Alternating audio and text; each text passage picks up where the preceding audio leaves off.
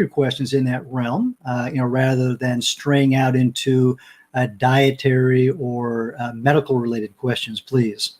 As we get started, on the right-hand side of your screen, you'll see already a list of questions that have been populated. And if you'd like to add to that list, you're certainly welcome to. At the top right-hand corner of your screen, you'll see a dialog box that says Add Question Here. Go ahead and type in your question or a comment, and it'll make its way into the queue.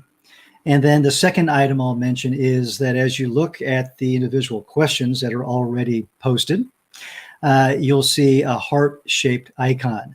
And if you would like me to answer that question sooner than later, go ahead and click on that icon, and it'll push it up the list in priority.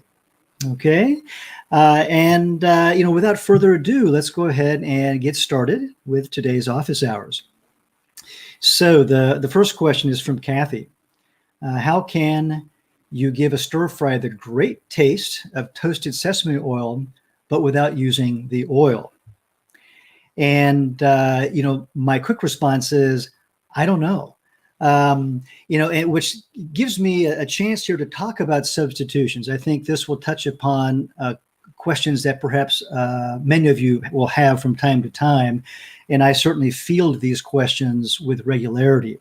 So what I'd like to talk about is this idea of making a change, right, to a recipe, a change to a dish, especially an ingredient change, but also a cooking method change. But it's usually an ingredient change that we're talking about. Okay, and I'd like to say that when we change a recipe at the ingredient level, that we should expect a change in the finished product.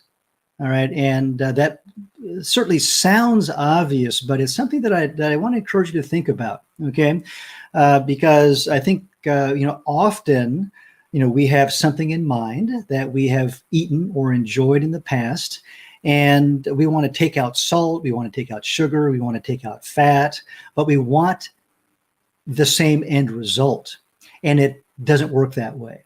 Okay, so as we transition to what might be a new way of cooking for many of you, and a new way of eating and a new way of enjoying, your lifestyle around food, we need to make some changes. And, as I like to say, 90% of that effort is a mental game. 10% of it is just the doing part. And so we need to allow ourselves to make the change and enjoy the different experience, the new experience, without the expectation of what we have previously experienced. Okay, so that 90% mental piece is the most difficult part of anything we do, right? Whether it's getting out of the bed in the morning sometimes, or taking on that troublesome task that's on our to-do list, or making changes to the food in our diet, which is a really big deal, right? This is a very intimate act that we perform multiple times a day. And so this idea of mealtime and cooking and eating, really is important to us. But again, I want you to embrace the idea that when we are making a change, that we should expect something different and allow ourselves to find enjoyment, right, in that new experience. Okay, so back to the question here. We're talking about a characteristic flavor from a specific oil, and once we remove that, I don't know how to replicate that. There are certainly other oils to introduce, but that's probably what we're trying to avoid here. There's certainly sesame seeds, right, that you can toast if that's acceptable to you. It certainly gives you some flavors, kind of, sort of in that realm, but it's still going to be a different result. It's going to be up to you to try it out and to see how you like it, and then also to allow yourself to find enjoyment in those new aromas and other sensations. Thank you. Next up from Ellen. What kind of cutting board do you recommend? I have several hard plastic ones that are easy to clean but are hard on knives, I think. And I have a big wooden breadboard, which I worry is hard to keep clean. What's a good material? Ellen, you have touched upon the two materials that I like to use, both plastic and wood. Now, there are some other composites or synthesized materials on the market as well. My basic guideline for a cutting board is that it's not too hard, right? That it quickly dulls your knife. And if you think that your plastic boards are too hard, then consider the wooden board. But if you're uncomfortable with wood, then consider plastic. Maybe we should talk about cleaning for a moment here. And when we clean a board, ideally it's done immediately, right after you've used it. And ideally it's done in between significantly different tasks or after we've been using it for a little while. Okay. And give it a quick scrub, hot water, what kind of detergent you use or how much is going to be up to you. And then let that dry. I like to prop it up so that the water rolls off of it pretty quickly. And, otherwise, allow it usually to air dry. But if you want to towel dry it, that's totally up to you. From a food safety standpoint, I would encourage you to use a fresh towel so we can avoid introducing any unwanted microorganisms from a used towel, onto the clean cutting board. Okay. But otherwise, there isn't anything necessarily wrong with using a plastic board or a wooden cutting board. All right. Thank you. And a similar question, will a large glass cutting board be approved for this activity, for these classes? And my answer to any of the equipment questions basically is, you get to use what is going to be convenient for you. And convenience means a lot of things. It means affordability. It means ease of storage. It means ease of use, ease of cleaning. But whatever's going to be convenient to you will work for the course. It's going to be up to you to learn to use the equipment in the most efficient way for given tasks that you want to complete. Okay. When it comes to cutting boards, I consider glass to be a hard surface to cut on, and it's not a surface that I recommend cutting on. I, again, go to plastic or wood or some of the other composites that are on the market today. Thank you. And the next question, when cooking pancakes, for example, how do you prevent the batter from sticking if not using oil or butter? I don't find most non-stick pans to be that successful without some cooking spray. This is a great question, and I would agree that unless a non-stick pan is pretty new, it has a tendency to start to stick a little bit. And this is because non-stick cooking surfaces develop micro scratches with each use, and their non-stick property diminishes over time. And that's often what we see in a situation like this. And if you have a naggy pan and sticky pancakes, consider using a small amount of a fat in order to get the results that you would like. It sounds like a compromise will be necessary here. Either we use a little bit of fat to prevent sticking, or we put up with the pancakes that might not look the best because they stuck to the pan. All right, your choice. All right, thank you. Next up from Suzette, I'm having trouble keeping the knife, knuckle, and food moving as a unit. Any hints, tips, or tricks? Knife, knuckle, and food. That sounds like a name of a food truck. Let's see here. No tricks. Let me start with that one. Everything I do here is just above board. You can see my hands. All right.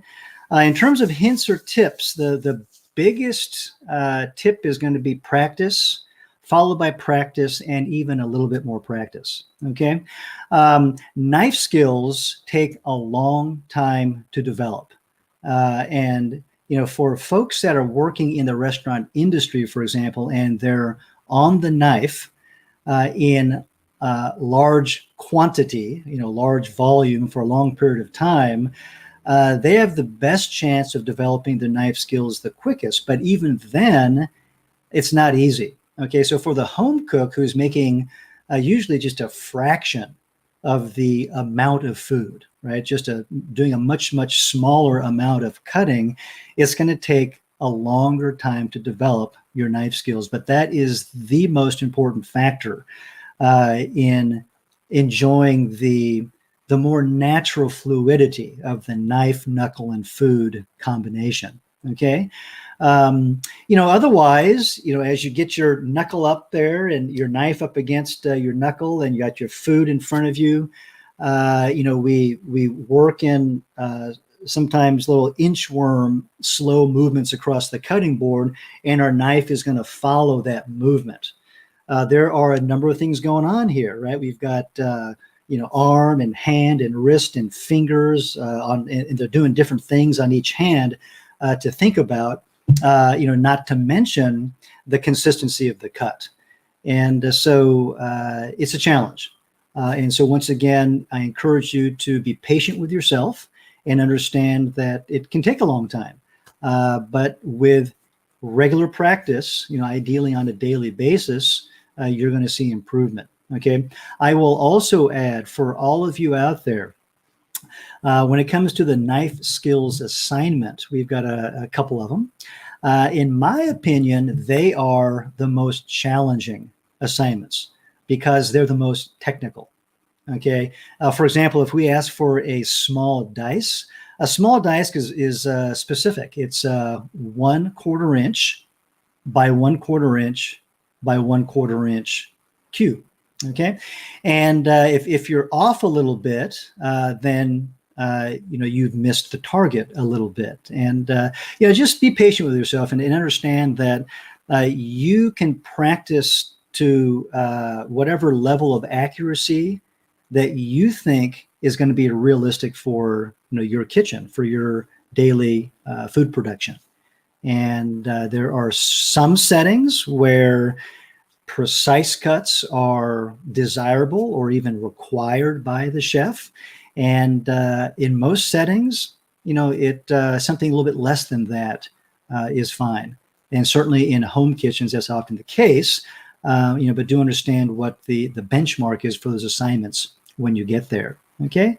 But practice, practice, practice. Thank you. And next up from Diane, best chef knife for small hands. So very often when we talk about chef knife recommendations, our baseline is an 8-inch chef knife. And an 8-inch refers to the length of the blade itself. The knife handle is going to be an additional length. And if somebody wants to use a smaller chef's knife, they are available. And you can typically find them in 7-inch, 6-inch, and even occasionally a 5-inch chef knife. And, choose whatever might seem comfortable for you and allow yourself to get used to that. And I could even say that for an 8-inch chef's knife for that matter. But if you want to go smaller, give that a try. Understand the trade-off. A shorter blade is going to cover less real estate, so to speak, on the cutting board. So you're going to be cutting less food with each stroke. So it's going to take you a little bit longer to do your prep. In most settings, especially at home, or maybe I should say at home, that's not a problem. If you're going to be in a large volume setting, certainly in a professional kitchen, then I would encourage you to get used to at least an 8-inch chef's knife so that you can be efficient, in your food prep in terms of how much time you spend on that portion of your day. All right. Thank you. And next question. Starting fresh in a vegan, whole food, plant-based only kitchen, what would you recommend as the 10 to 20 essential spices to have on hand? The first thing that comes to mind for me, Joe, is to think about what you would use. So it depends on your style of cooking. And if you're thinking that you want to go global, right, or at least focus on some regional cuisines, then take a look at some example recipes of what you might be preparing to see what kinds of spices are, routinely called for in that type of cuisine. Okay, that's going to be the best place to start, so you don't have spices just sitting in your cupboard that I recommended that you don't use in the end. All right. But some things, that I'll share, from my own pantry that, I use on a regular basis in the context of especially Indian and Mexican, inspired cooking. And that, includes black pepper and cumin, coriander, green cardamom, black cardamom, cloves, cinnamon, vanilla. Those are some quick ones that come to mind. I also have a selection of chilies, and some are ground, some are whole. In fact, I just went shopping yesterday at our local Mexican grocery store and picked up some whole chilies, some costeños, some guajillos, some New Mexicos, and some chipotles, some dried chipotles. So again, it just depends on what sort of cooking you intend to do. All right. Thank you. All right. Next question.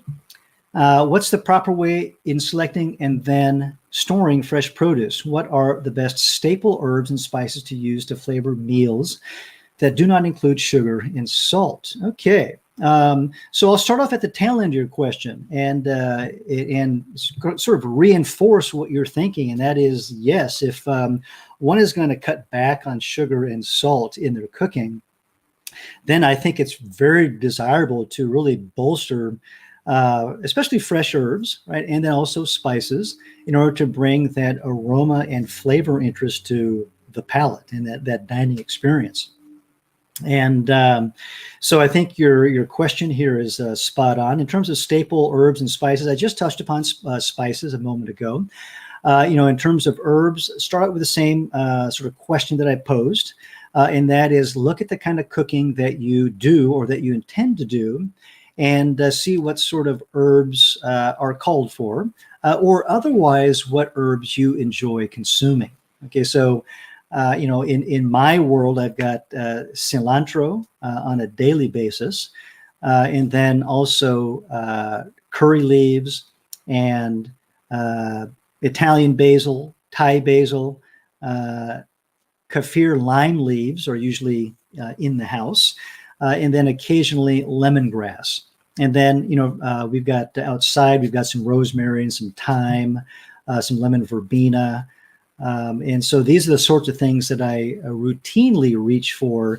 On occasion, something else will come up where I'll go pick something up. But those are a few, what I would consider staples in my own home. But again, it depends on the style of cooking that you do. Okay.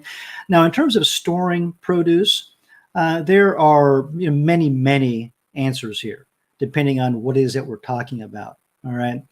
Some things like potatoes do well at room temperature. Now, room temperature meaning, something around 70 degrees, maybe in the 70s, the range of the 70s, Fahrenheit, that is, of course.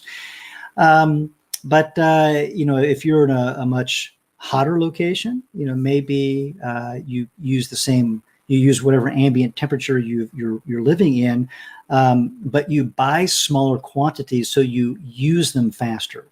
Okay, that's another way that we can optimize the freshness of a product. It's not always in the storage of the product. It's also in the ordering or purchasing quantity and how long it sits around in our inventory. Okay, so overall, the shorter is the better, of course. But there's going to be more comprehensive discussions of produce storage online. There are many sites that will address this. Okay, but you take a look at the produce section at the grocery store. Any of these items that are against the wall. Well, maybe it depends on where you shop, but where I shop, these things that are against the wall are in these cooled, lightly refrigerated spaces. And then things that are piled up on these center islands are unrefrigerated, and they do well at ambient room temperature. So that's going to be your first clue, I think. You can also ask specific questions to the produce seller at your local grocery store or farmer's market as well. And some of this is going to be trial and error, right? So, for example, fresh herbs, they can be stored wrapped in a damp paper towel in the refrigerator to maintain moisture and to protect it from the drying effects of the refrigerator. Sometimes they also do well when you stand them upright in a small amount of water in the refrigerator. But a very small amount is all that is required for that cut end to draw in moisture. Okay, so you might try herbs in a couple of different ways. All right. So give those things a try and check out some more comprehensive information on the internet. Thank you. All right, next up from Darlene. I must adhere to Dr. Esselstyn's diet. How to prevent and reverse heart disease, which is a whole food plant-based program with no oil, no salt, no added sugar. Can I easily comply with that on your program? So my quick answer is yes. I'm not sure which program you're in here at Rouxbe, whether it's Forks Over Knives or the Professional Plant course or something else. But the quick answer is yes. Now, you're going to find that some of our practice recipes may include salt, in which case you get to omit the salt. And then move forward. Same thing with sugar, okay, and even with fat. Some of them don't contain fat, some of them do contain fat for cooking. In which case, I think you can easily omit the fat, for example, and move forward. Now, I also want to mention that here at Rouxbe, our emphasis, right, is to teach you how to cook, all right, rather than to teach you how to prepare a recipe. Okay, and so let's talk about that difference because it's a big difference. When we teach you how to cook, we're talking about the fundamental methods and techniques and other supporting techniques, I guess I'll say again, that apply to any recipe. Any food that you might be handling. So it's knife skills, it's dry heat cooking methods, it's moist heat cooking methods. It's how to fundamentally make a dressing, right, or something else. And so as you go through these exercises, these practice opportunities, and these example recipes, which are given to you for practice purposes, your next goal, right, is to develop greater proficiency in those skill areas, and then to start to modify those recipes to suit your situation even better, right, or to bring that next level of variety, right, to your dinner table. Okay, and so there's you're going to develop confidence, right, as you develop your skills, as you develop more knowledge, right, in these areas of food handling. And so when it comes time to comply with one diet or another, it's going to, over time, become easier and easier for you to do that, okay, because you will have control over the recipe rather than the other way around, okay? And so again, my quick answer is yes. Our plant-based programs can certainly be a foundation for Dr. Esselstyn's approach to eating, as well as other approaches. But ultimately, the control is in your hands as you develop skill and knowledge in food handling and cooking. Okay? And next question from Darlene. Will you have a variety of dressings and sauces that comply with Dr. Esselstyn's diet? That's a similar response here, right? We do introduce some example dressings that use, for example, whole food sweeteners, maybe dates or a date puree instead of granulated sugar, as an example. But it's going to be up to you to fine tune that to best suit your situation. Okay. And then another question from Darlene. How can I be satiated and yet lose weight and stay in compliance with Dr. Esselstyn? Aha. So part of this goes back to my comment a few minutes ago about these endeavors being 90% mental. Okay. And so this is going to be in your hands, largely speaking. But, I would certainly recommend that you consider eating, foods that are going to fill you up. Those in the relatively higher protein category, like legumes, I think are nice to have at the table at each mealtime. And then, as you're eating a lot of plant-based foods, you're going to have a lot of roughage, a lot of fiber in your diet, which I think is also a very good thing. And, weight loss usually kind of comes with naturally with clean eating. And then another part of a scenario like this that's certainly helpful for me anyway is to get away from the food. I mean, I love to eat. And if I'm around food, I can easily allow myself to snack on this and that. So if I just push away from the table and do something else where I'm not thinking about food and easily reaching out to grab some food, it's a lot easier to comply with whatever program that I'm on. Okay, so give those things a try, and all the best to you. Thank you. And hello, Teresa. Let's see. I'm interested in making fruit-flavored water and fruit puree for lemonades. I'm also interested in learning how to make healthy, flavorful, crunchy snacks. Excellent. I think, whichever course you might be enrolled in, you're going to be introduced to different skills, right, and some different ideas around food handling that I think will, prompt curiosity and creativity, and allow you to, discover some ways of having fun around, beverage time and snack time. And, when it comes time for flavored waters, for example, just dropping in whole berries or sliced fruit into water and letting that sit, will slowly draw out those very light and delicate flavors for some enjoyable water to sip on.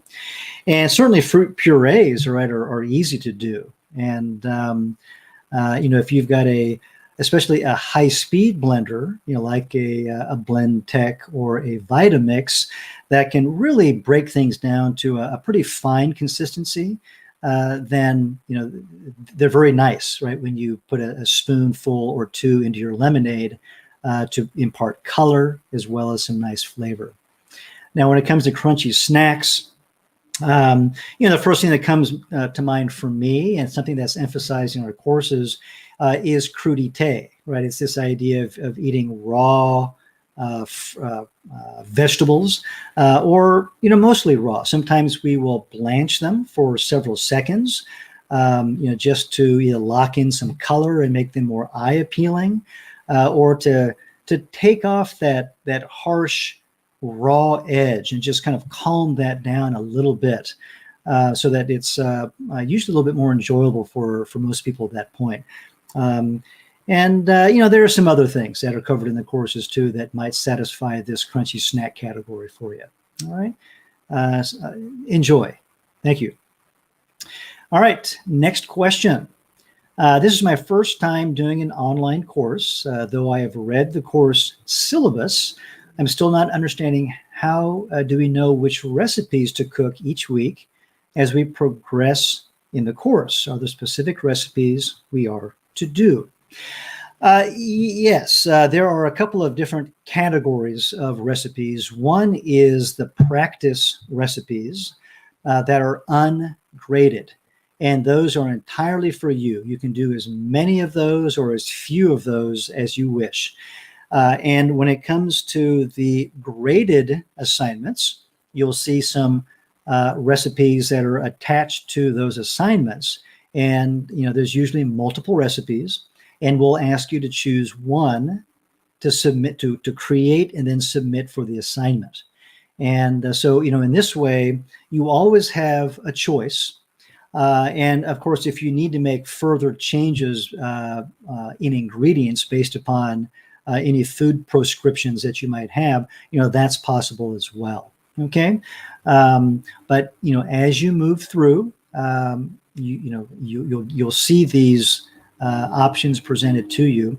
And, you might even jump ahead and take a peek at a 2 or 3 or 4 tasks ahead to see, what you might be looking at in case that might coincide with an outing to the grocery store. Okay. I hope that's helpful. Thank you. And next question from Denise. What type of information is preferred for the written portion of Lesson 20?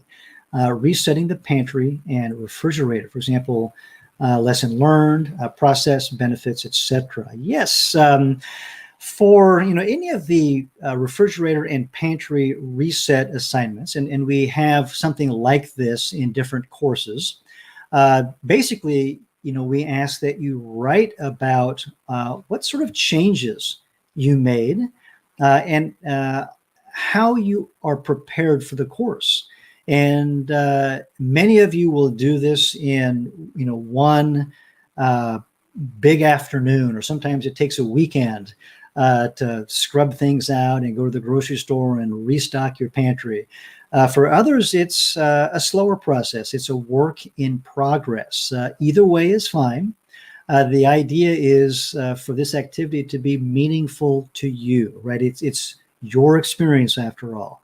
And again, just let us know what you've done and how you've prepared for the course. Thank you. Next question is from Robin. For no oil skillet skills, would you share how you prep a pan and cook more dense food like pancakes or burgers in a fry pan to avoid sticking and other challenges? Thanks for all you do for us. Well, thank you, Robin, for being here. And let me do my best here in addressing this interesting question.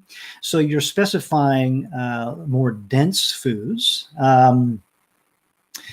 Yes, this is, I guess, in part what I addressed a little bit earlier in today's program. And that is if you've got a new nonstick pan, you're going to have the best opportunity to prepare things without oil, okay? Especially when it comes to bready things like pancakes. However, sometimes they still stick a little bit, in which case a compromise is necessary, okay?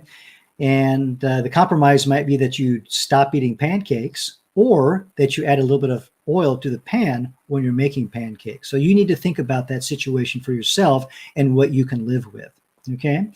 In terms of, other things, when it comes to cooking vegetables, for example, like sauteing, we do have a lesson on no oil sauteing. And, basically, we introduce liquid in the form of water or stock, usually, in order to loosen up the product from the pan and also to moderate the heat of the pan. And we can develop the browning, and then, we can introduce some liquid to help release that from the pan. We can toss it or otherwise stir it. Give it some time to develop some more color. And then we go through that cycle 2 or 3 or 4 or 5 times until we're satisfied with the end result. Okay, so that's a general approach to no oil sauteing with vegetables. Now, when it comes to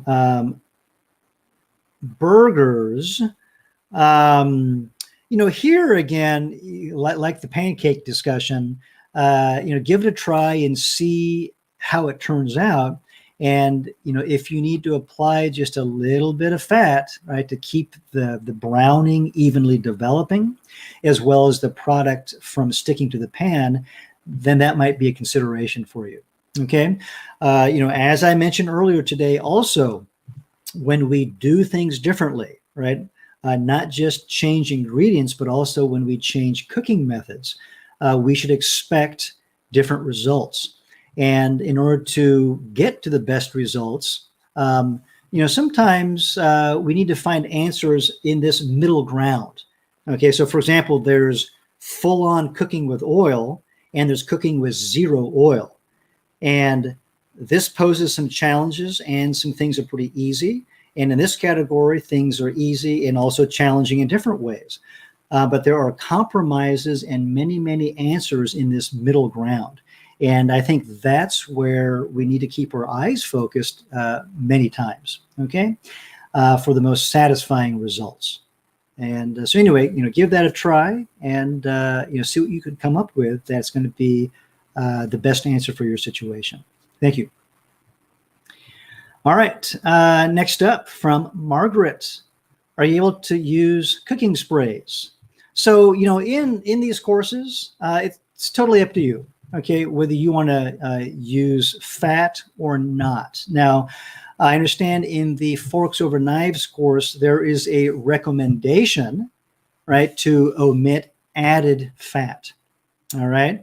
But again, whether you totally omit it or simply cut it back is your call, all right? So just think about that, all right? If a little squirt of pan spray is okay, right, or not, right, for your situation. And let's see, next question from Richard. Why is olive oil not recommended? I thought it was a healthy oil and part of the Mediterranean diet.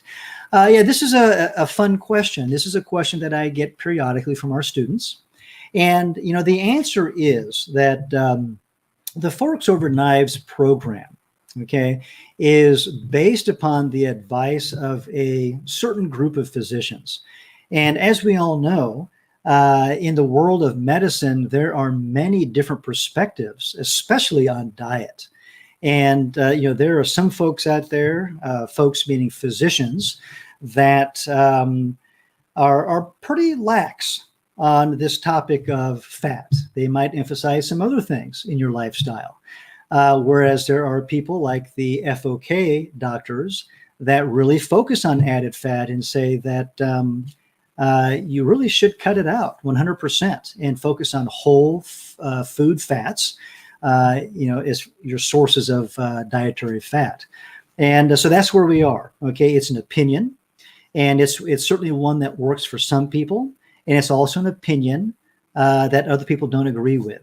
And so you get to find your comfort zone with some of these recommendations, whether it's no oil, no salt, no sugar, or something else. Okay, always keeping in mind that life is rarely about this or that completely, right? There's all this middle ground where you get to craft the answer for yourself.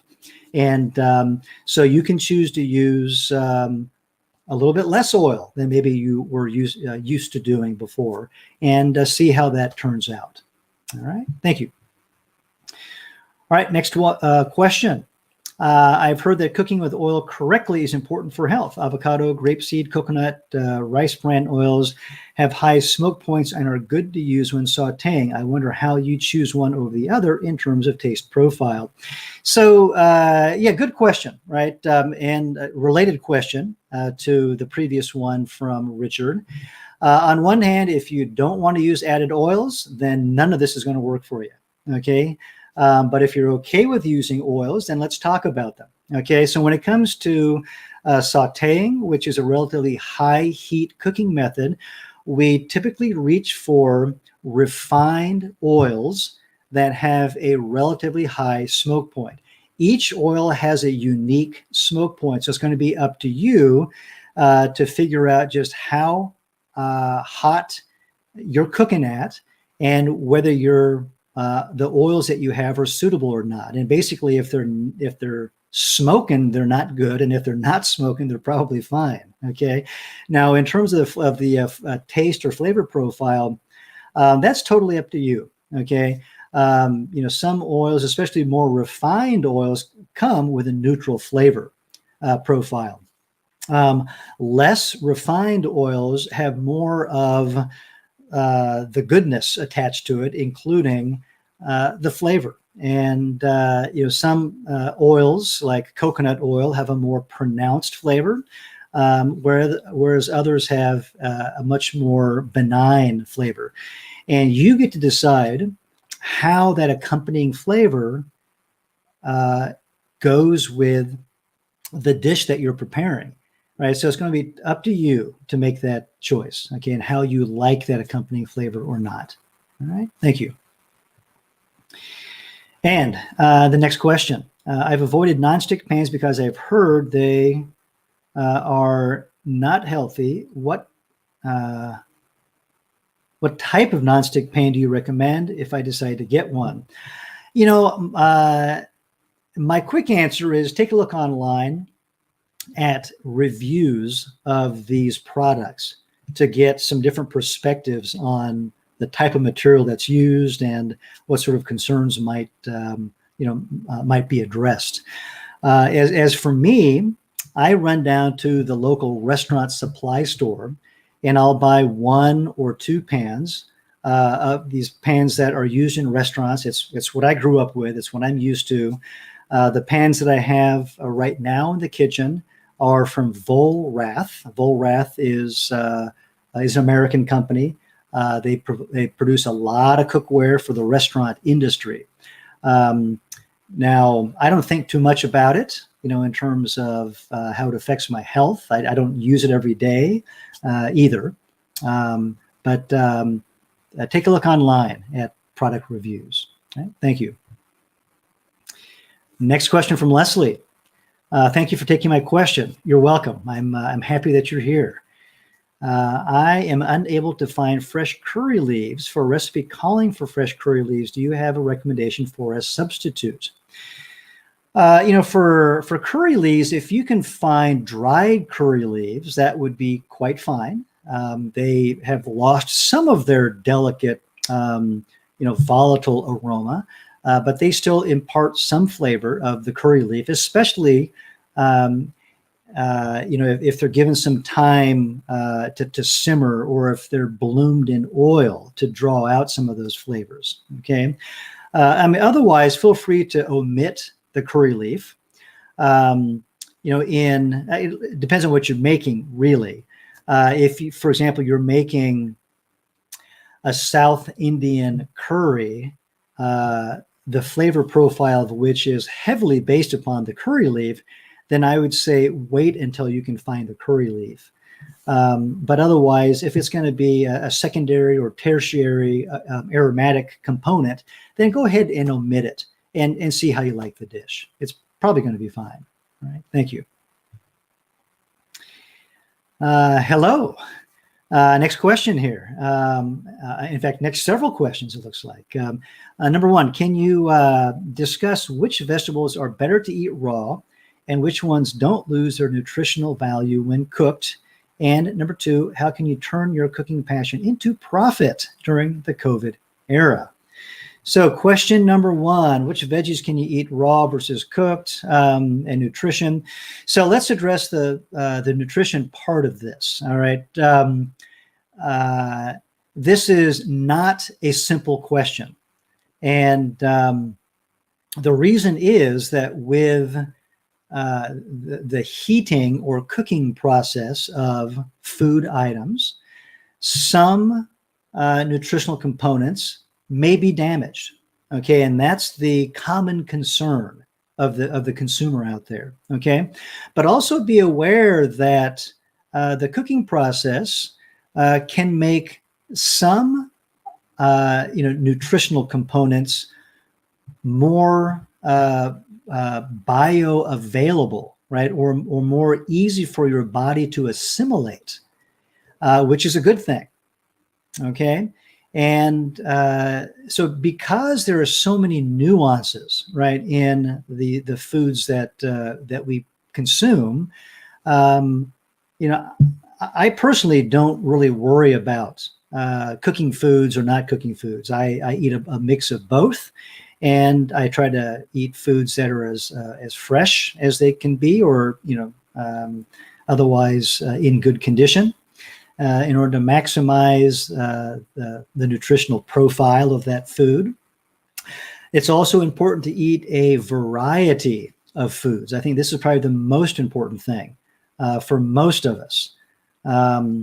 Now, which, so, I will also say that when it comes to these very fine nutritional nuances of foods, we might read about these profiles and what cooking does to a given food based upon some laboratory research. Okay. However, your results are certain to vary, as will mine. All right. Because the quality of produce differs from region to region and from season to season. And also the extent of the cooking, right, in my kitchen will be different from whatever the scientists were doing in their lab when they generated that data. And that's going to be true for your situation as well. And so it's whatever we do is going to be different, in other words. And so that's why I don't worry about those details. I eat a variety of food and the best quality of foods, both cooked and non-cooked. Okay. In terms of what can be cooked or rather consumed raw, it's up to you. Just put things in your mouth and chew them up, and pay attention to the sweetness that develops and the bitterness on the finish and the astringency and the sourness and all these other components, right, of that taste and flavor experience. And you'll find things that you will enjoy. All right. Experience is going to be important here. Thank you. And next question. How long does it take on average to start a restaurant from this point, where basically I'm just beginning with little to zero knowledge in the industry and mediocre cooking skills? I do have about 2 years total working in a restaurant kitchen and bakery. So this is an interesting question, and I think a very fun question and a very big question.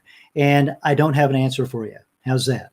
I don't know that there's really an average per se out there. I mean, everyone's situation is unique, and it's going to depend upon, your current skill and knowledge set, how quickly you intend to ramp up further in both knowledge and skill development. Depends on what sort of food you intend to produce, as well as who your audience is. And, so, my quick recommendation is, number one, to start thinking about developing a business plan, and consider going to SCORE, SCORE.org. The SCORE organization is part of the Small Business Administration, which is part of the U.S. federal government. And at score.org, you'll find lots of information on starting a small business, including food-related businesses. And you'll find a local chapter probably, in your region of the U.S., if you're in the U.S., that is. And just become aware of the questions that are posed as you would work through a business plan.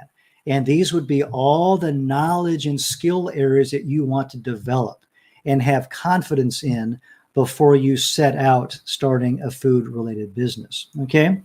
I will also say that starting a restaurant is an excellent way to lose a lot of money really fast if you're not otherwise prepared for the experience. Okay. So do prepare, and especially check out how you would produce a business plan. Thank you.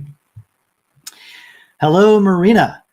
Let's see. When composing a dish, what elements should be present to achieve balance? Should all flavors or tastes be present? Are there rules or guidelines one can follow? So, first of all, the idea of certain tastes in particular being present is a culturally mitigated discussion, okay, where that idea is more or less important based upon where in the world you are. So if we first of all think about the different tastes, sweet and sour and bitter and astringent and salty and umami, there's the pungency of heat that can come into that picture as well. Again, culturally, a subset of those might be focused on, whereas all 6 or so of those things I mentioned might be of importance. And how those appear can also vary. You can try to present all those in one dish and every dish, which can be challenging, or you might try to present those across the meal, in 3 or 4 or 5 different dishes. And so that's going to be up to you. Also, seasonality comes into play, I think, when we start to compose dishes and compose menus, where very often in the cooler months, we think about heavier, satisfying, often, we'll call them heavier, fattier foods, but just heavier nonetheless.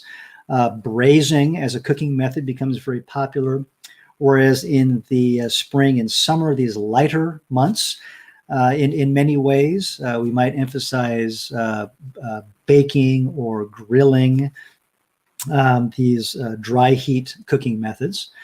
Now, otherwise, in terms of presentation, think about height and how do we, make that otherwise 2-dimensional plate 3-dimensional by including or coaxing the food toward the sky. And it could be done with a garnish.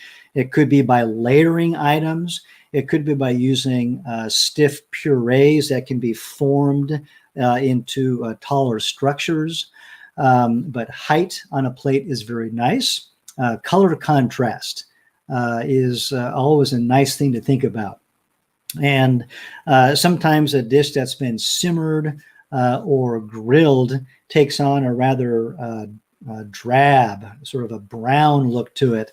And so maybe it's just in the final garnish that we can introduce an element of contrasting and, eye grabbing color. Other times, we might choose to look for blue or purple potatoes to introduce to the plate instead of the usual off-white colored potato. And so in these ways, we can introduce the element of color. Okay, texture is important. So crunchy elements as well as non-crunchy, and they run across a spectrum, right? From smooth purees to soft but chewy items to very dry and crunchy items, as well as the size of the knife cut and the shape of the knife cut can also be an important and strategic component in your plate presentations. Okay, so give all those things a try and see what you come up with. Thank you. Next question. The meat or fish used to be the centerpiece of our meals. In a plant-based diet, what is the main course and what are the sides?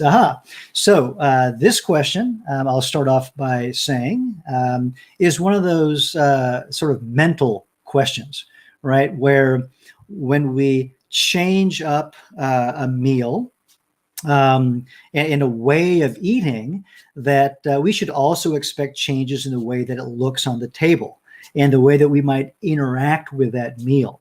Okay. And so, when it comes to a plant-based main course, one can certainly make something like a cauliflower steak that is nicely sauteed or grilled, and that can be a focal point of a plate. Or you might create something like a casserole, where that service vessel, right, whether it's a tagine or a casserole or a nabe, some sort of the serviceware container, right, with all that beautiful food in it, becomes that focal point at the table. Now, sides versus mains, they're all going to be vegetables, right? Fruits and vegetables of some sort. And so it's going to be up to us to simply create different dishes that would complement that particular meal period. Okay. And so think about salads, think about, secondary vegetable dishes that you would enjoy eating. And think about flavor profiles developed through the addition of fresh herbs and spices, as well as garnishes. And you can think about cross-cutting themes that might reflect regional cuisine. Okay. And so these are different ways that we can tie together a menu across those few different dishes that we produce. All right. Keeping in mind also that we may not always have, a main dish looking item that we have been accustomed to during that, the meat or seafood, consuming days of our past. Okay. And, so again, be open to new ways of setting the table and find enjoyment in the new experience. Thank you. Next up, do you suggest redoing assignments that you missed points on when there is feedback on how to improve? No.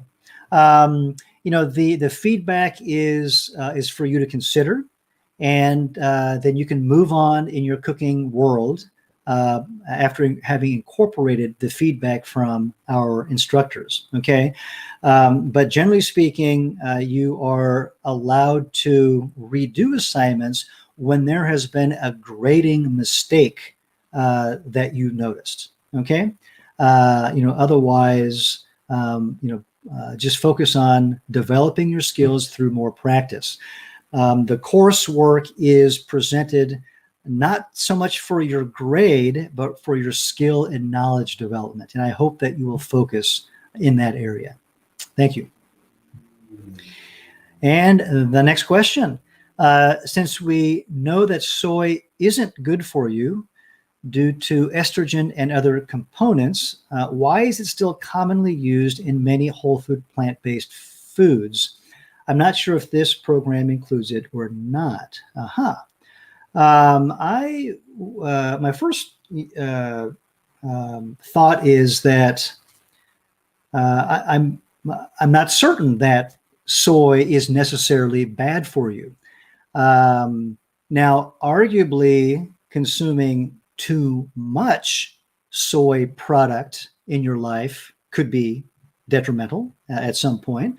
But soybeans or soy products themselves are not inherently harmful, especially if we follow the eating sort of rule or philosophy of maintaining balance, okay, and eating a variety of foods.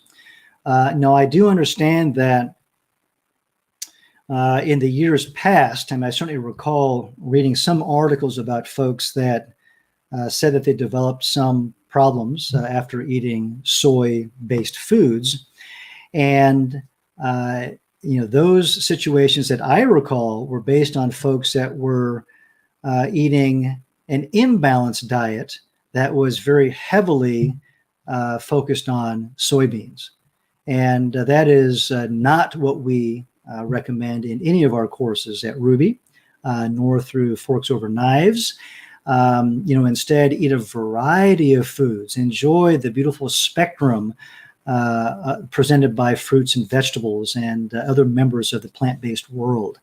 And I don't think you'll have any issues, including some soy beans or tofu or soy products, in that lineup, unless you know that you have an allergy to that item, in which case you can seek some more specialized guidance on your diet. All right. But to address your last statement, yes, our courses do include soy products. All right. Thank you. And next up, my family consists of a vegan, a vegetarian, and 3 meat eaters. Planning for special dinners is quite complicated. Do you have any tips for doing this? Yeah, I mean, I would say, the most sort of dietarily restricted category is the vegan approach, and or the all plant-based approach. That's kind of what I think of here. I would say focus on that area first, right? To develop flavored and interesting textures and beautiful food that can also be enjoyed by vegetarians and meat eaters alike. And maybe you focus most of the menu planning on the plant-based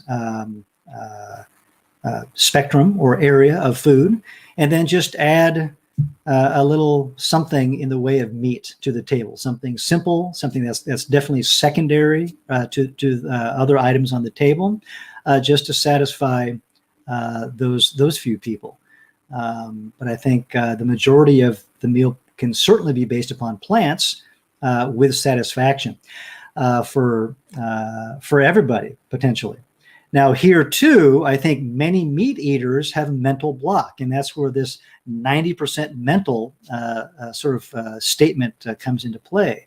And I think it could be a challenge for them to allow themselves to enjoy a plant-based meal. And that's where including just a little bit of a meat-based side dish might do the trick for you. Okay, thank you. Next up, what's the difference between plant-based and vegan? So just a little bit of a historical look at the word here, understanding that things have changed a little bit in its usage. But the vegan approach is certainly plant-based, but it's been imbued with food politics over the decades. And also, generally speaking, at least what I see when I go to food co-ops nearby that have only plant-based foods, is that there are a lot of processed foods that fall under the category of vegan food, whereas in what we try to emphasize is a whole food plant-based approach to eating. Okay, and it's hard to do that 100%. But we certainly try to emphasize a whole food approach to our diet, okay? And there's no politics per se involved with whole food plant-based eating, okay? So that's definitely going to be a difference. So whereas a vegan may choose to avoid leather shoes, a whole food plant-based eater may be comfortable wearing leather shoes, all right? And the next question, how difficult is it to make your own plant-based meat alternatives at home? So what I'm reading in this question is, meat alternative for me means some of these highly processed foods that I see at the grocery store that mimic the flavor and texture of chicken and fish and beef and other things. And if this is what we're talking about, I don't know how to make them. I've never even thought about making them at home. I'd like to focus on a whole food way of eating, in which case those processed foods just become an occasional store-bought product for me. And I haven't even looked at what sort of a direction there might be on the internet, but I would direct you to the internet to see if you can find something. Thank you. And let's see, a follow-up from Ostrin. I just want to say thank you to everyone. This is my first live event. I'm a new student, and I'm grateful and very excited to be in this journey. Thanks so much for joining me today and joining us at Rouxbe. You'll have opportunity to speak with others during office hours and other live events. And hope to see you in the future. And keep on cooking in the meantime. All right.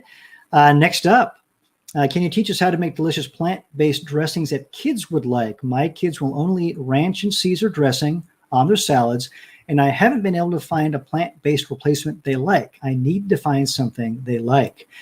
As I mentioned earlier, we will provide a selection of example practice recipes in Forks Over Knives course, as well as the Pro Plant course.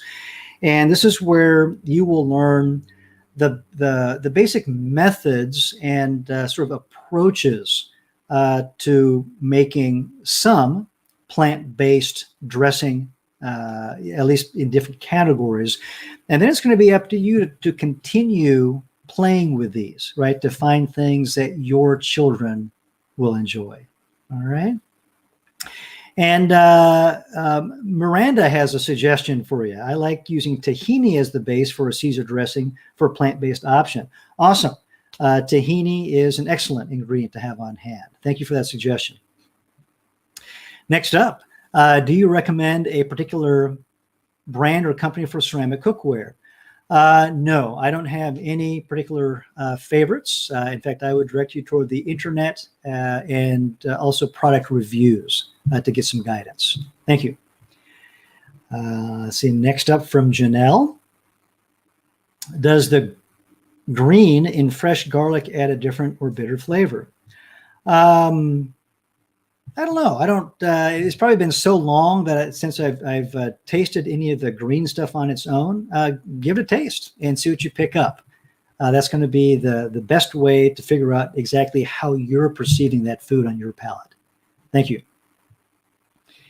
And Dorothy says, I finally bought myself some good knives, and it is wonderful to work with them. In a lesson, it mentions that the honer should be magnetized. How do I do this? As it seems the ones I own are not. Aha. So I think we're talking about the steel, right? Which is that long metal rod that we put the knife up against to keep the knife honed each day. And, in our lessons, we recommend, using a magnetized steel, but it certainly isn't a requirement. We make that recommendation because as you move your knife back and forth against the steel, small little slivers sometimes, and certainly metallic dust will come off of the blade, and it'll just adhere to the steel. But if you don't have a magnetized steel, that's fine. Just be sure to wipe off your knife and your steel with a towel. And I would probably recommend that you do that anyway, even if you were using a magnetized steel. Okay, so no problem. And next up, also from Dorothy, another knife question. Do you recommend any electric knife sharpeners by good brands such as Hinkle? And also, what do you think of the self-sharpening knife sets by some of the better brands? So electric knife sharpeners, I've used these off and on over the years, and they can certainly work and work, I'll say reasonably well. And let me put this into a broader perspective, okay, of knife maintenance, and that is that, for most people, using an electric knife sharpener or some sort of an automated knife sharpener is probably a good thing. The alternative is for you to spend a lot of effort learning to use whetstones to maintain your knives. Okay, and the learning curve is much steeper if you're going to use whetstones. Now, if you learn to use whetstones well, then you can sharpen your knives typically better than if you're using the common electric sharpener or otherwise the automated sharpening device. Okay. But it takes a lot of practice. And so, a lot of people use whetstones, but they're really not that proficient at using whetstones. And so they end up sharpening their knives to a degree that's less than what they might do with an electric sharpener. So think about your own situation. If you find enjoyment, or you think you would find enjoyment in sharpening your knives on the whetstone, and you really want to push yourself in that area of skill development, then give it a shot.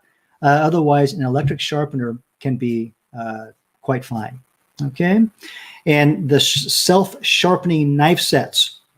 Okay, the ones that I'm familiar with, you have the knife block, and inside each of the slots for the knives is a ceramic sleeve that will sharpen the knife each time you put it in and pull it out. And those two are effective. I have not used those long term, so I can't comment on them any further, but they are effective to some degree. All right. Thank you. And next up from Bob. I live alone and your recipes are for multiple servings. Do you have a simple way to cut down the amount of the ingredients for 1 to 2 servings? Yes, the quick thought here is that most of the recipes that we present are, household recipes, which means that they're making generally between 4 and 6 portions. And so you can certainly cut that in half, I think, with ease to get a yield that would be much more suitable for your situation. And if you find that you want to cut it down even further, or you will need to do some practicing with that recipe to see what kind of adjustments you'll need to make to, especially the more pungent ingredients like spices, as you bring it down even further beyond a 50% reduction in yield. Okay, and then of course another choice to consider is to freeze any leftovers so that you might enjoy them, a week or 2 later, let's say. All right, thank you. And the next question: are we allowed to substitute an ingredient if it's not local to my area? The quick answer is yes. I will also mention that when it comes to the graded assignments, that any changes to ingredients should not affect the learning outcomes of that assignment. Okay, so for example, I occasionally have a student that will say, hey, I don't want to make that cabbage soup or the pho broth recipe in this assignment. Can I make a cream of mushroom soup instead? And my answer in that situation is no, because the lesson focuses on clear soups, and what you're suggesting is a cream or a creamy or a cream-based soup. And so the learning outcome is fundamentally changed. And so if you have specific questions, reach out to us and we're happy to give you some guidance. Okay, thank you. All right, next up from Sarah. I really enjoy Asian cuisine. I am not very well traveled, but I've enjoyed the flavors of Thai and Japanese cuisine in Oregon. Yeah, you bet. I mean, there are, I think, a lot of fine Asian restaurants. More so probably in the Portland metropolitan area, just because of the population base in the Portland metro area. And they certainly, range from, East Asian, Korean, and Japanese restaurants, Chinese restaurants, Szechuan restaurants. There are a lot of Indian restaurants in the Portland metro area as well. And we find a smattering of these in the smaller cities in Oregon too. So it's a great way to get out and enjoy and to learn about cooking and cuisine, short of traveling the world. All right, excellent. Next up, I have multiple dietary restrictions: gluten, dairy, and cane sugar in my family of 4. will I be able to modify any lessons to suit these needs? Yes, I think as I've touched upon in some previous questions today, the quick answer is yes. You have control over most of these changes. If you have questions as they relate to a graded assignment, please feel free to reach out to us and we can figure something out. Okay, thank you. There's one exception that does come to mind. If you're in the Pro Plant course, we do have an assignment that focuses on gluten in the way of vital wheat gluten in the production of seitan. And that is a specific recipe that's relevant to the professional cooking realm because we do see seitan, presented and commonly used within the plant-based world. Okay, so that could be an exception that we would have to consider. Thanks. And the next question, I'm interested in delicious and tasty, no fat, no cholesterol, no meat recipes. I noticed a lot of plant-based recipes have high saturated fat. Is it possible to have this type of recipe and still taste good? Aha. So with the absence of meat, right, let's see, we got cholesterol. Okay. So yeah, I mean, this is going to come down to your skill development, right? And the ingredients that you choose. And earlier in today's program, we talked about incorporating spices as well as fresh herbs into one's cooking. And I think that is a cornerstone of flavorful cooking. We're bringing in so many different aromas and flavors from these categories of ingredients that you can really bring an additional layer or two or three of interest to a given dish, and really anything, including beverages and desserts. Spices and herbs have a place in every course on the menu, and so I would encourage you to focus on developing your cooking skills. Again, have patience with that process, and then also focus on your knowledge development around using spices and fresh herbs. Thank you. And the next question from Deborah. When cutting, where should our eyes be to get an accurate cut with speed? Above item or have at an angle and look over the hands to release the sides? Aha. So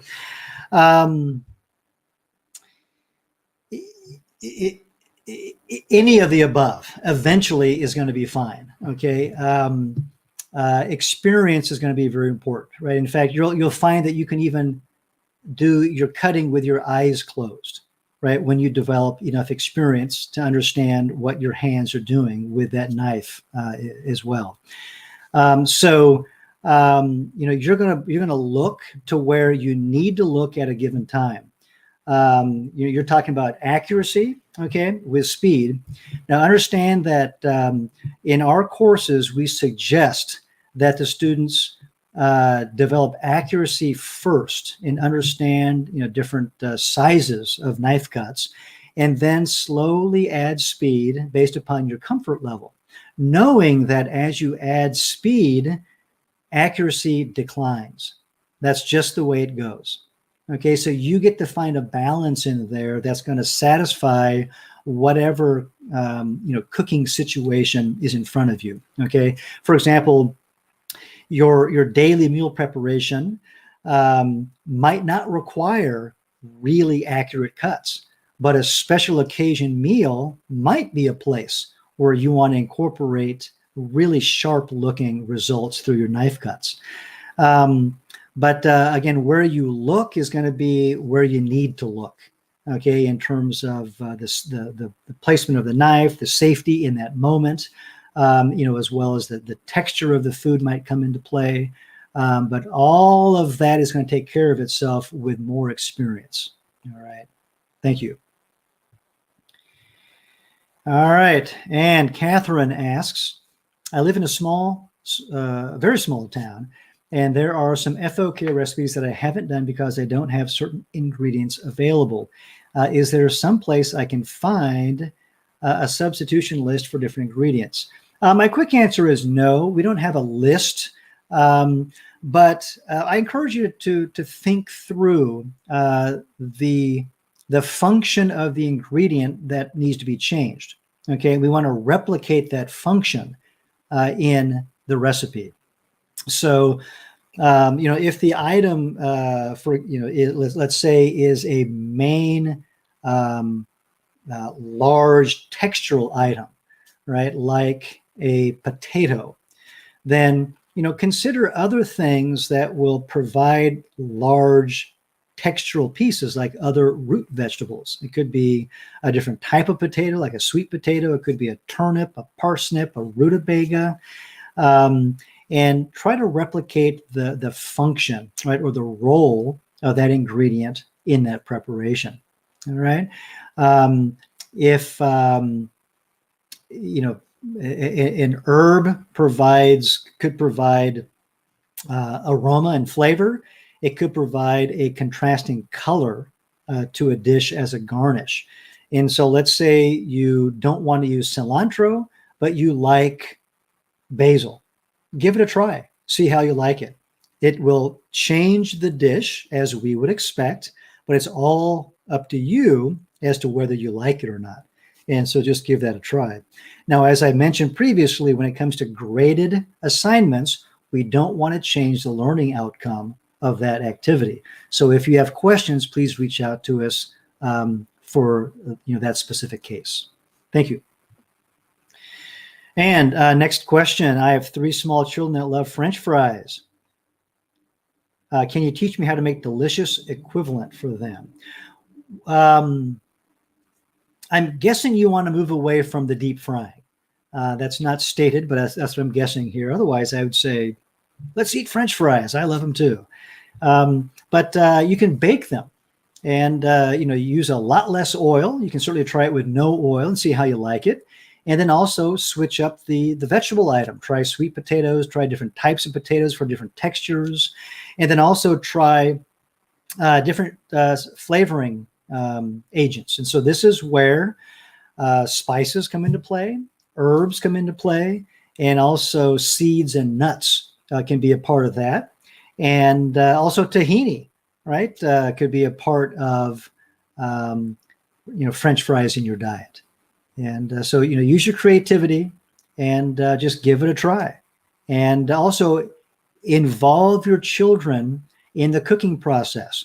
They're going to have more buy-in, right? More emotional connection to the resulting food. And they're going to be more likely to eat it if they had a hand in preparing it. Thank you. All right. Next question. Is it better to take produce out of wrappers and plastic bags? It could be 6 of one, half a dozen of the other. When we put things, for example, in the refrigerator, the refrigerator is fundamentally a drying, right, or a dehydrating environment. So we want to protect that food so that it doesn't wilt so quickly, whatever it is. And if you choose to wash your produce first and then put it in the fridge, then we're probably going to discard the original wrappers and grocery store plastic bags and opt for some other system of storage. But if your habit is to store the food first and then wash it at the time of cooking, then you might find it acceptable to go ahead and just leave it in the original packaging and the plastic bags. I think I do a little bit of both. And so give it a try and figure out what works best for you. Thank you. And next from Darlene, how can I keep things simple and not overcomplicated, and not overcomplicate this course for myself? Don't worry, be happy, right? We're just cooking, and cooking is meant to be joyful. All right. And, just take it day by day, learn a little bit of this, learn a little bit of that, give it a try. And if you don't like the results, change it next time, find out what you like. There's no pressure here. Okay. Please do not get caught up in the grades, right? The idea is for you to read the feedback.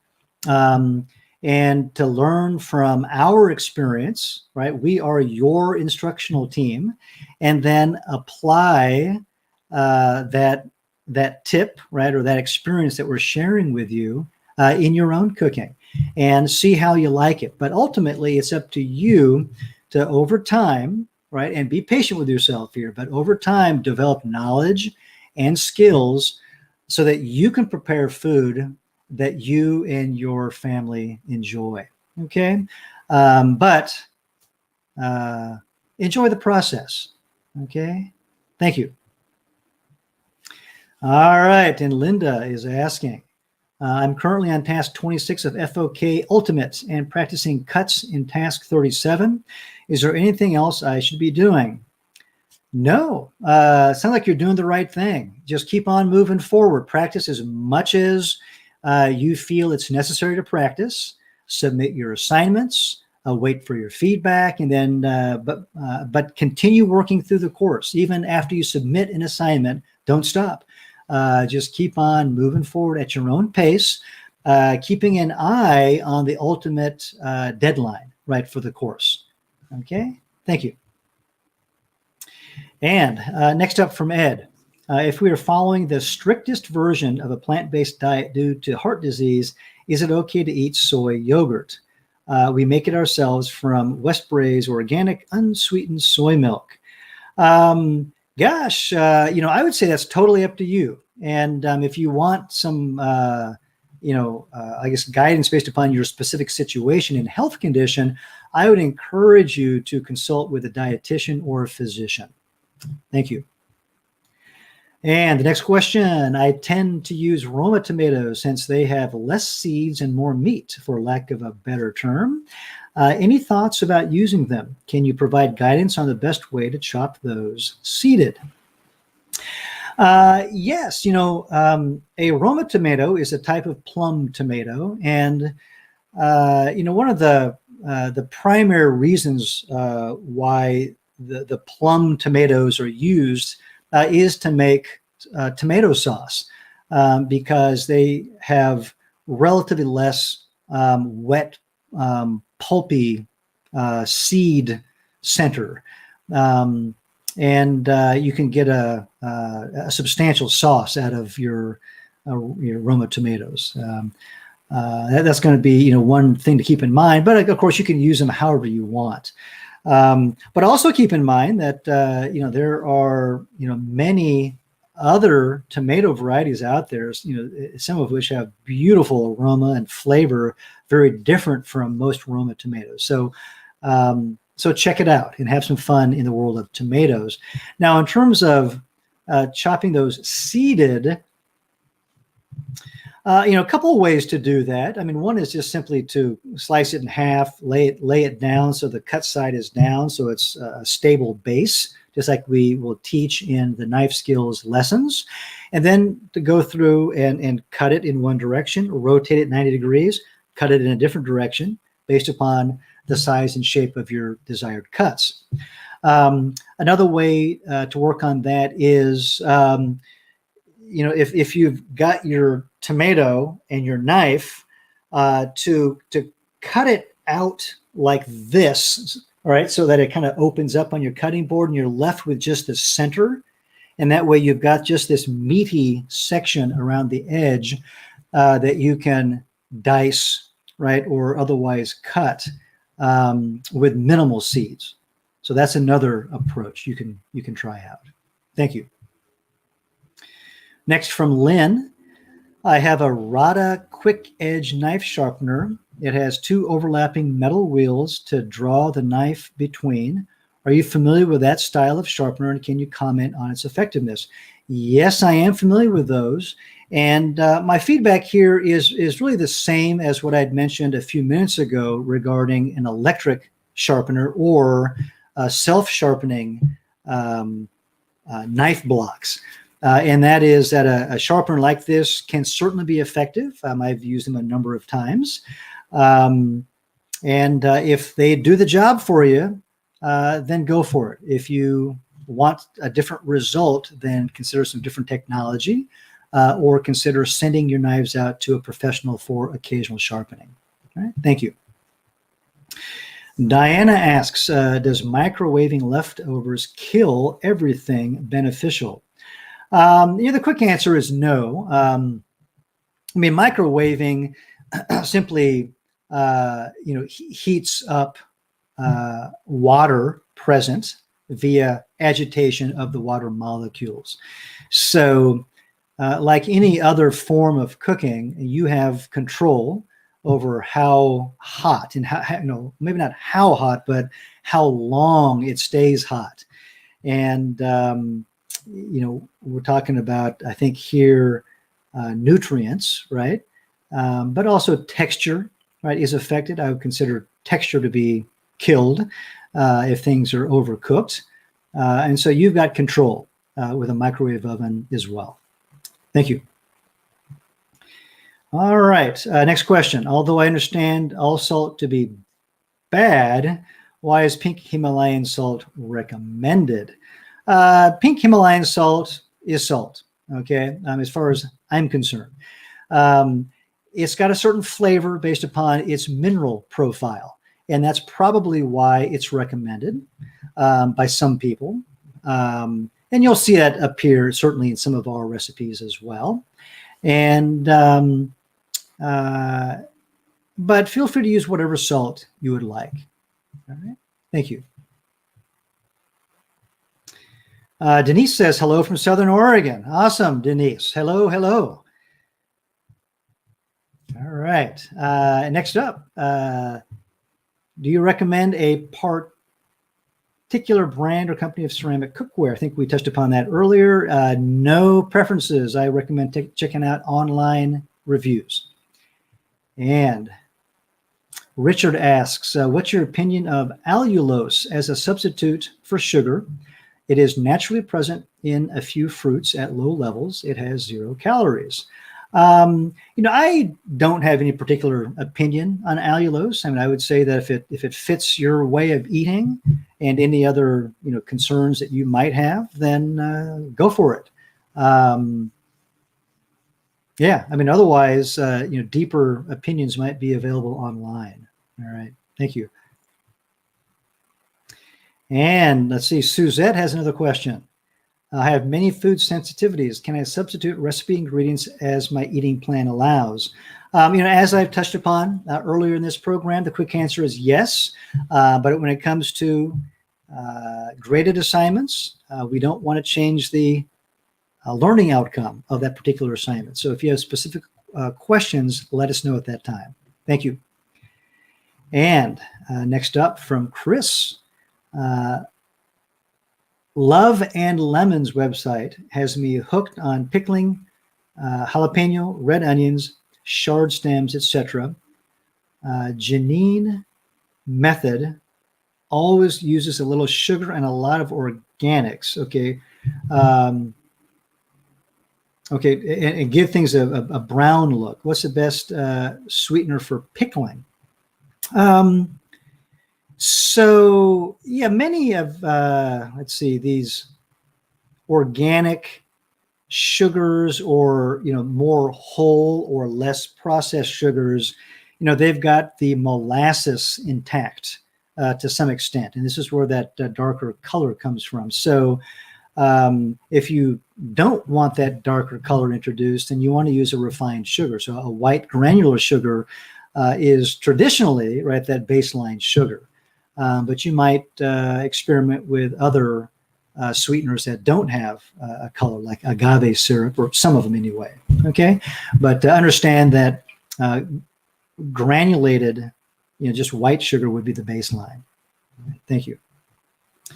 And next question: will we learn how to make healthy alternatives to processed foods like chips, crackers, and popcorn snacks?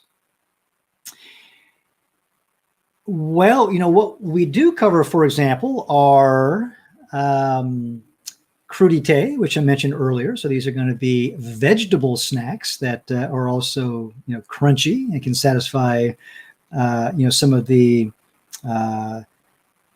characteristics of chips and crackers. There are depending on what course you're in, there is some information on utilizing dehydrators, right, to make crackers.